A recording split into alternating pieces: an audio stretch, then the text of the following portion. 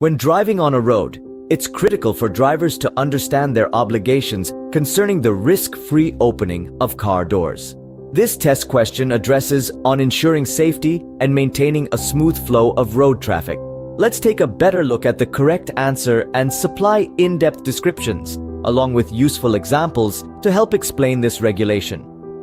Safety measures are essential when opening a car door on a road to stop accidents and make sure the safety of all road users. For example, not stopping to look for oncoming traffic prior to opening a door can result in collisions and possible injuries, especially for bicycles and pedestrians. It is critical for drivers to be conscious of the traffic flow and lessen interruptions to ensure the smooth procedure of the road. Another example of this is when a driver obstructs a marked bike lane by opening a door without checking for cyclists, requiring them to browse right into traffic and causing accidents. Checking before opening.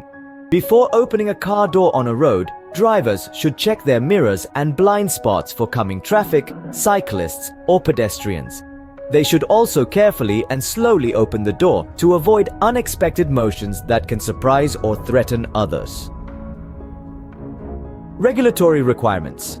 While specific regulations may vary depending on the Australian jurisdiction, many road traffic laws include provisions regarding the safe opening of vehicle doors to prevent accidents and ensure the free flow of traffic. Failing to exercise caution when opening a vehicle door on a road can result in penalties, fines, or legal liability if it leads to an accident or endangers others.